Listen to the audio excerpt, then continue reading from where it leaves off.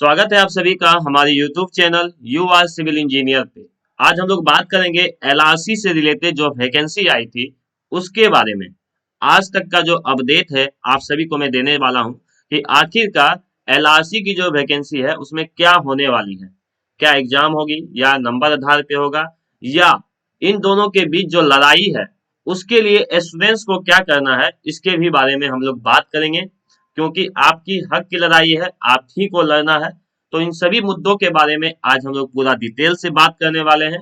तो चलिए हम लोग शुरू करते हैं। उससे पहले आप सभी से एक छोटा सा रिक्वेस्ट है, सबसे पहले वीडियो को लाइक करें और अपनों दोस्तों से शेयर करते रहे, ताकि जब भी इसके लड़ाई के बीच मतलब एग्जाम और नंबर आधार के बीच अगर हमें हक की लड़ाई लड़नी पड़े तो आप लोगों के दोस्तों के पास पूरा तरीका से सटीक इंफॉर्मेशन रहे। नहीं तो फिर वही होगा, आप लोग जाओगे हक की लड़ाई करने के लिए और आपसे पूछा कि कोई रिपोर्टर क्या है सर आपका मुद्दा क्या है, और आपको मुद्दा ही पता नहीं है, तो फिर वही हो जाएगा। इसलिए सभी कोई अपने दोस्तों से भी शेयर करेंगे और लाइक करेंगे, उनके पास भी इंफॉर्मेशन पहुंचे, ताकि वो कोई भी मुद्दा हो अच्छे तरीके से समझे क्यों एलआरसी की टीम अपने तरफ से पूरा कोशिश कर रही है और आप सभी की हक की लड़ाई लड़ रही है। उनका हर एक मुद्दा को समझने की कोशिश करेंगे और अपने दोस्तों को भी समझाने की कोशिश करेंगे। तो चलिए हम लोग शुरू करते हैं एलआरसी अमीन से रिलेटेड। सबसे पहले हम कुछ कुछ मुद्दों पे बात करेंगे कि आखिरकार कल क्या हुआ। जैसा कि आप सभी को पता है कि एलआरसी की टीम या जितने भी हमारे मेंबर हैं एलआरसी टीम के, वो लोग मंत्री जी से मुलाकात किए और अपने अपने पक्ष को रखा। और जैसा कि आप सभी को पता है, जब ऑफिशियल काम होता है तो आपको फाइल के अनुसार अपने जो लिखित बात है उसके द्वारा ही रखा जाता है, ठीक है, ताकि वो भी आगे जो मंत्री जी हैं वो फॉरवर्डिंग कर सके अपने विभाग की ओर। तो इन सभी चीजों को एलआरसी टीम ने बहुत ही अच्छे तरीकों से निभाया और अच्छे तरीके से जो गैदरिंग की प्रोसेस है हर इंफॉर्मेशन को बहुत ही अच्छे तरीके से करके मंत्री जी के पास प्रोवाइड किया। अब बात आती है एग्जाम या नंबर आधार। ये अभी तक वैकेंसी फंसी हुई है। क्यों फंसी हुई है? क्योंकि डिपार्टमेंट कुछ और कह रहा है, स्टूडेंट्स की मांग कुछ और है। स्टूडेंट्स की क्या मांग है इसके बारे में भी ध्यान से समझते हैं। मेरे ख्याल से स्टूडेंट्स की बस एक ही मांग होनी चाहिए, ठीक है। वो एक ही मांग ये है कि आप जैसा नियमावली लाए थे उसी के आधार पे वैकेंसी को कंप्लीट किया जाए। मतलब नंबर बेसिस पे जो आधार था उसी के आधार पर इस वैकेंसी को कंप्लीट करें। अगर आपको एग्जाम लेना है तो भविष्य के वैकेंसी में लीजिए। फर्जीवाड़ा का जो आप आरोप लगा रहे हैं, आप तो काउंसलिंग के टाइम वो वेरिफिकेशन होता ही है। एक सेमेस्टर से 6 सेमेस्टर का मार्कशीट ले रहे हैं आप इस बार, उसके बाद सर्टिफिकेट नंबर ले रहे हैं। कास्ट हो या जाति हो या निवास हो, सभी का आप नंबर ले रहे हैं। तो फर्जीवाड़ा की गुंजाइश कम होनी चाहिए यहाँ। लेकिन इस वैकेंसी को निकल काउंसलिंग लिस्ट आने से पहले ही विभाग के तरफ से, मंत्री के तरफ से ये आरोप है कि इसमें फर्जीवाड़ा की चांसेस ज्यादा है, इस कारण से हम लोग एग्जाम ले रहे हैं।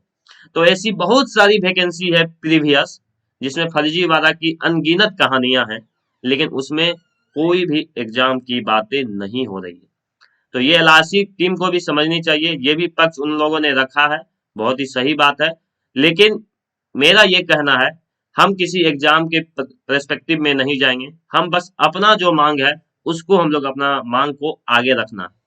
क्या है हमारा बात कि एलआरसी का जल्द से जल्द काउंसलिंग लिस्ट को जारी किया जाए। ये जो नंबर बेसी, ये जो एग्जाम वाली जो बातें हो रही है, इन सभी को साइड करते हुए सिर्फ एक ही मांग होनी चाहिए सभी स्टूडेंट्स की कि जैसे नियमावली है वैसे ही हो। यही हमारी मांग होनी चाहिए। तो आप लोगों को क्या करना है इसके लिए, जितने सारे स्टूडेंट्स हैं, और मुझे पता है कि कौन कौन स्टूडेंट्स इसमें पार्टिसिपेट कर रहे हैं, जो जो फॉर्म भरे होंगे। 2019 सेशन के बच्चे, 20, 21 और 22, यही 4 सेशन के बच्चे ही होंगे। 19, 20, 21 और 22, और कुछ कुछ सीनियर होंगे जिनका प्रीवियस वैकेंसी में सिलेक्शन नहीं हुआ होगा, कम मार्क्स के आधार पे वो लोग भरे होंगे मेरे ख्याल से, और यही बात सच है। तो इन सभी बच्चों को जो एलआरसी टीम की जो मेंबर की ग्रुप है, या बिहार पॉलिटेक्निक छात्र संघ का जो ग्रुप मेंबर्स के जो टेलीग्राम चैनल है, फेसबुक चैनल है, व्हाट्सएप ग्रुप है, उन सभी से जुड़कर आप सभी को एक्टिव रहना है, ठीक है। और जब तक आप लोग एक्टिव ना रहो नहीं रहोगे तो आपकी हाथ से ये वैकेंसी चले जाएगी और आपको पता भी नहीं चलेगा, ठीक है। ये बात को ध्यान रखना है आपको। जिस तरीका से 40% का जो बिहार में 40% में प्राइवेट भी आया, गवर्नमेंट भी आया, तो उसी तरह आपकी भी ये वैकेंसी चली जाएगी। ठीक है, मैं उसके विरुद्ध में नहीं हूँ, मैं बस ये कहना चाह रहा हूँ कि आपका वो भी केस लड़ रहा गया था, और गवर्नमेंट सेक्टर से भी स्टूडेंट केस लड़ रहे थे 40% के अंतर्गत आने के लिए, और आखिरकार केस में जो जीत है वो प्राइवेट की, तो वो लोग भी आए।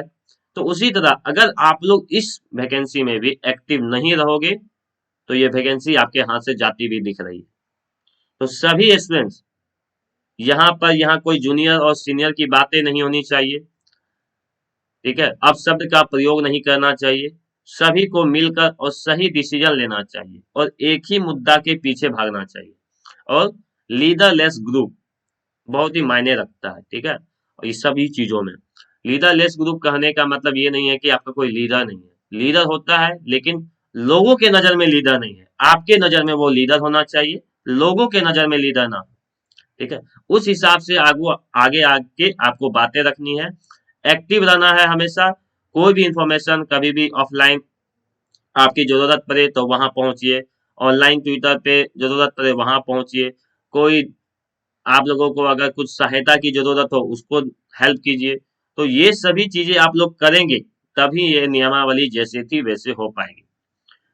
अभी तक जो ये बात है कि एग्जाम आधारित जो होने वाली है ऐसा कहा जा रहा है, ये सब बात बस कागजी पे है। कागज पे है मतलब कागज के का मतलब मुंह पे बोला जा रहा है, ऐसी बातें हो रही हैं। ये अभी तक ऑफिशियली नहीं कहा गया, इस बात को आपको ध्यान रखना है। लेकिन सरकार है, वो ऑफिशियली कभी भी ला सकती है अगर उसका मन करे, लेकिन आप लोगों को क्या क्या करना है कि उसको मन को चेंज करना है, कि नहीं फर्जीवाड़ा के लिए आप लोग निष्पादन कीजिए कि कैसे कैसे इसको सही किया जाए, और जैसे नंबर बेसिस पे बहाली थी वैसे ही कराया जाए। और आप कहोगे सर एज ए टीचर होके आप नंबर बेसिस के आधार पे बोल रहे हैं सर, एग्जाम क्यों ना हो। एग्जाम होना चाहिए, कोई दिक्कत नहीं है, एग्जाम होने से बहुत ही सही है, जो भी सही कैंडिडेट होंगे वही ही आएंगे। लेकिन जब इस नियमावली में दिया हुआ है कि मार्क्स बेसिस पे हो, कॉन्ट्रैक्ट है ना, परमानेंट तो नहीं है। परमानेंट रहता तो बहुत सारे बच्चे खुद ब खुद कर देते, चलो ठीक है एग्जाम ही न ले रहा है ले लेते, दे देंगे। लेकिन ये तो कॉन्ट्रैक्ट बेसिस पे बहाली है, एक तो ऊपर से आप एक ही साल का है बहाली। वही आप बीपीएससी को देखें तो ये परमानेंट बहाली है, परमानेंट बहाली है, इसमें भी तो एग्जाम नहीं है। तो बहुत सारी चीजें हैं जो आपके मन में भटकेगी, लेकिन एग्जाम से भी नहीं डरना है। हाँ, आप लोग एग्जाम की तैयारी कीजिए, आगे भविष्य वाले आने वाले जो एग्जाम है जैसे बीपीएससी जो है, ये बात को आप लोग लिख के रखना, 2500 प्लस वैकेंसी जो है भविष्य में आने वाली है। तो इसके लिए हम लोग तैयारी कर रहे हैं। आप अमीन के लिए आप 1.5 महीना में कहोगे एग्जाम लेके सारा चीज क्लियर करके 3 महीना में क्लियर कर देंगे, लिखित दीजिए आप लोग। ऐसा ऐसा नहीं हो सकता, बिहार में 3 महीना में एग्जाम लेके सिलेक्शन हो जाए, इलेक्शन नहीं है ये एग्जाम है। ठीक है, तो ये बात को भी ध्यान रखना चाहिए सरकार को। तो ऐसा हो नहीं पाएगा कि 3 महीना में सभी चीजें हो जाए, तो आपकी वैकेंसी जो है ये 1 साल की जो कॉन्ट्रैक्ट वाली है, कहीं वो 6 महीना पे नहीं टिक जाए। तो इन सभी बातों को ध्यान रखते हुए आपका जो मेन फोकस होना चाहिए सिर्फ और सिर्फ नंबर बेसिस पे आधारित होना चाहिए। ठीक है, और जैसा नियमावली थी वैसे ही पूरा इसको कंप्लीट किया जाए। दूसरा बात कि जितने भी मेंबर हमारे यूट्यूब से जुड़े हुए हैं, टेलीग्राम से जुड़े हुए हैं, व्हाट्सएप से जुड़े हुए हैं, वो सभी को डिस्क्रिप्शन लिंक में मैं एलआरसी टीम की टेलीग्राम ग्रुप का एक लिंक डाल दूंगा, आप लोग उससे सभी को जुड़ जाए।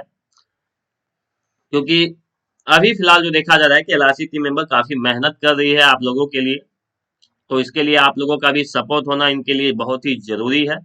तो आप लोग कम से कम फुल्ली तरीका से सपोर्ट करें, और जो भी आपके सपोर्ट में, मैं ऐसा नहीं कर रहा हूँ एलआरसी टीम मेंबर, आपके जो भी सपोर्ट में उतर रहे हैं वो आपकी ही भलाई चाह रहे हैं। ठीक है, तो आप लोगों को दिल से उनका स्वागत करना चाहिए और सपोर्ट करते रहना चाहिए। और आगे जो जो बातें आएंगी, जहां आपकी जरूरत पड़ेगी, इस वीडियो के माध्यम से मैं आगे आप लोगों के पास पहुंचाता रहूंगा।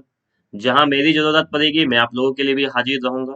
ठीक है, तो भविष्य में मिलते हैं कुछ नए अपडेट के साथ, और आशा करते हैं कि जल्द ही आप लोगों का जो न्यूज आप लोग सुनना चाहते हैं उसकी ऑफिशियल नोटिस के साथ मैं आऊंगा और आप लोगों को बताऊंगा। थैंक यू, मिलते हैं हम लोग नेक्स्ट वीडियो में।